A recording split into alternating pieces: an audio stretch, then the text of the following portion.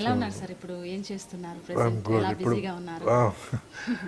కాస్త బిజీగా ఉన్నాను. అంటే తెలుగులో నాతిచ్చ రామ్యాన్ సీరియల్ చేస్తున్నాను, తమిళ్లో 3 సినిమాలు చేస్తున్నాను.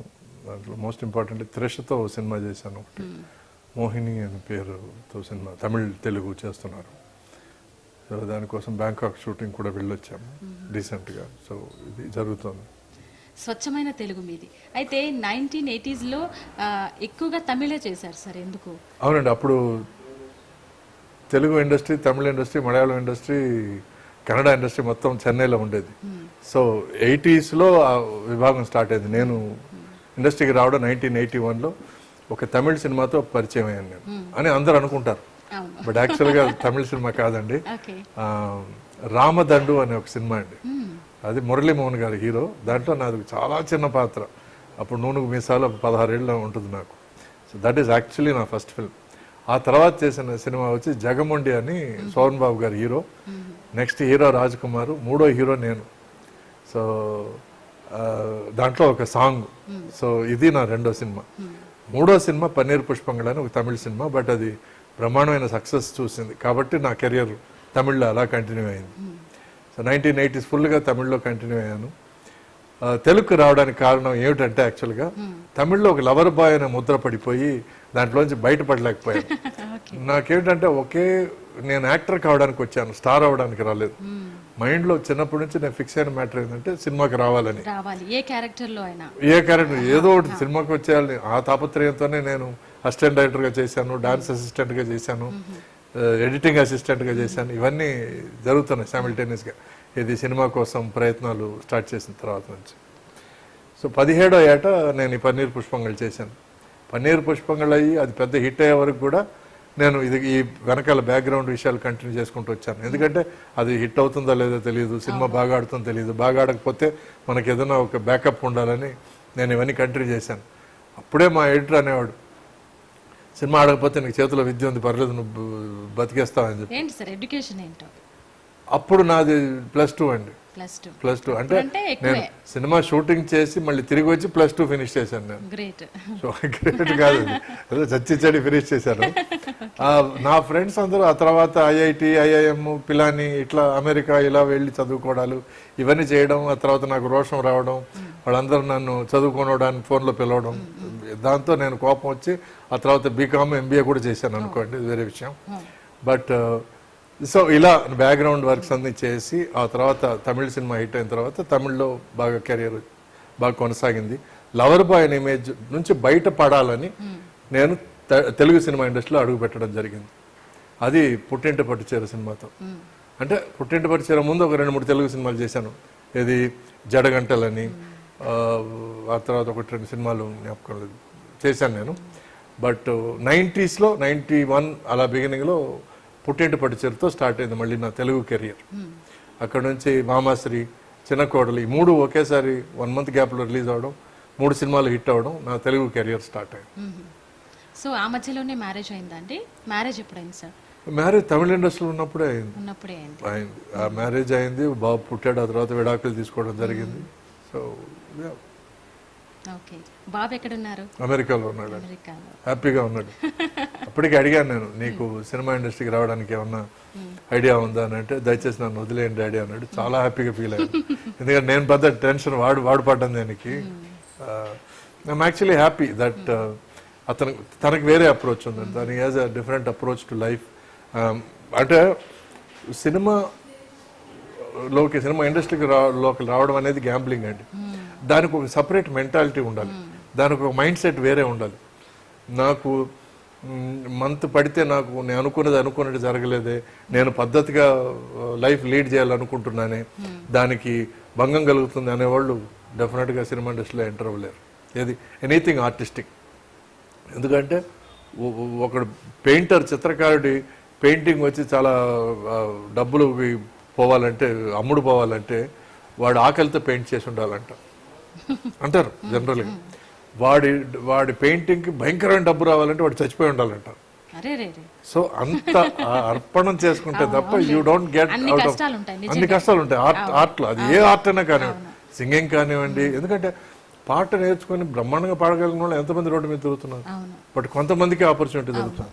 సో అట్లాగే కొన్ని లక్షల మంది సినిమా ఆర్టిస్ట్ కావాలని వచ్చిన వాళ్ళల్లో ఒక 10 మంది హీరోలు అవుతున్నారు. ఆ 10 మందిలో ఒక మనిషే సూపర్ డూపర్ స్టార్ అవుతున్నారు. సో దానికి ఇదంతా గ్యాంబ్లింగే. సో ఈ గ్యాంబ్లింగ్ మెంటాలిటీ వాడికి రాలేదని చాలా హ్యాపీగా ఫీల్ అయ్యాను అంతే. అవునా, అమెరికాలోనే సెటిల్డ్. ఏం చేస్తున్నారండి బాబు?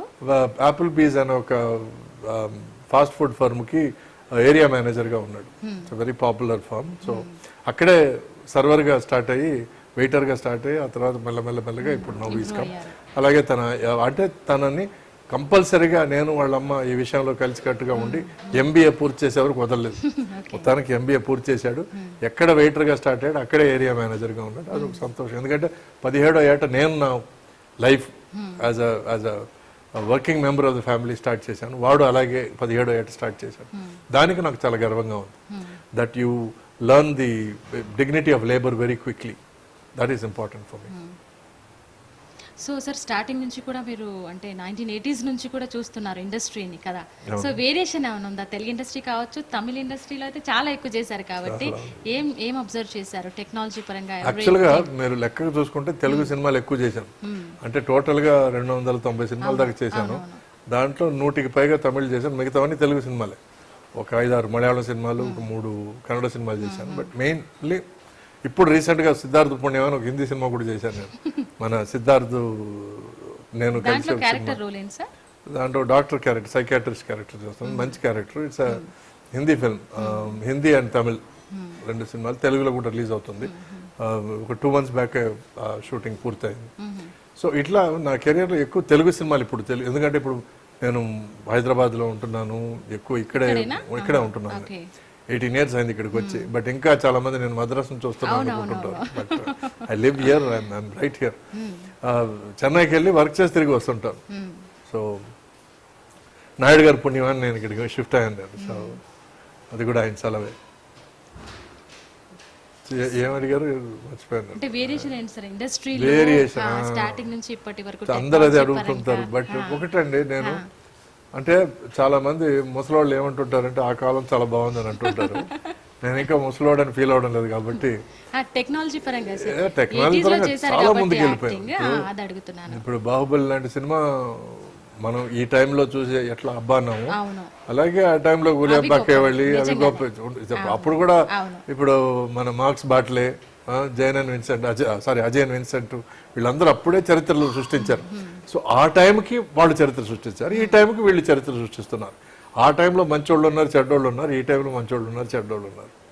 ఆ టైంలో మంచి సినిమాలు తీసి మిగతా వాళ్ళ గురించి పట్టించుకునే వాళ్ళు ఉన్నారు. చెడ్డ సినిమాలు తీసి మిగతా వాళ్ళ సినిమాలు బాగాలేదనే వాళ్ళు ఉన్నారు. ఈ టైంలోనూ సేమ్. సో కాలం మారిందే తప్ప మెంటాలిటీలు మారలేదు.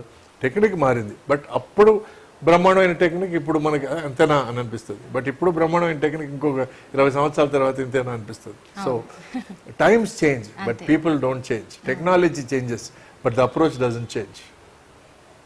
మీకు 17 సంవత్సరాల వయసు ఉన్నప్పుడు ఇండస్ట్రీలో వచ్చారు.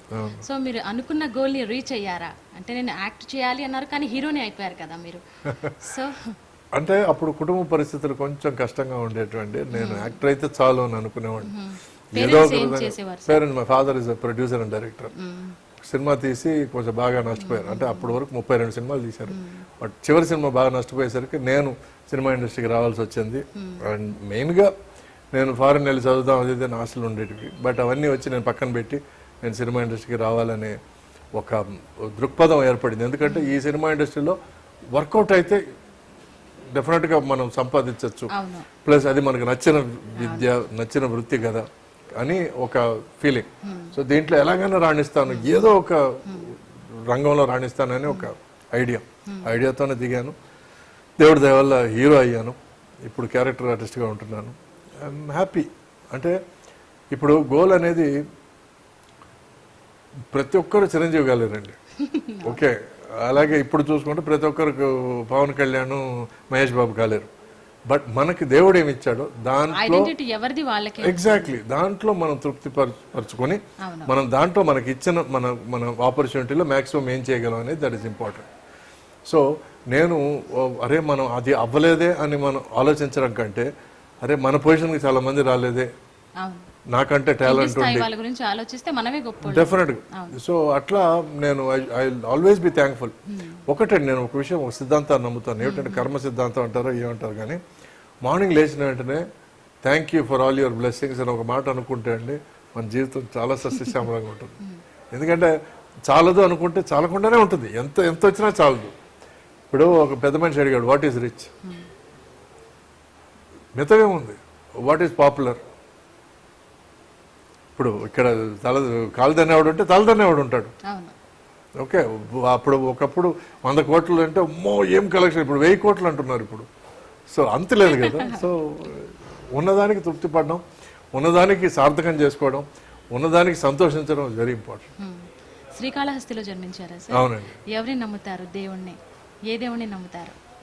మా అమ్మని అప్పుడప్పుడు మర్చిపోయి అడుగుతుంటాను, నా కులదైవం ఎవరైనా సుబ్రహ్మణ్య స్వామి అంటుంటుంది.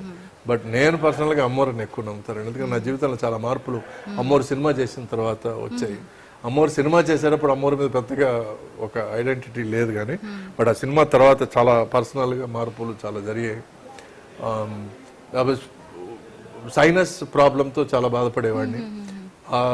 మొక్కుకున్నాను, తర్వాత ఒక పెద్ద మనిషి పసరు అమ్మవారి గుడిలో ఇచ్చారు. టోటల్గా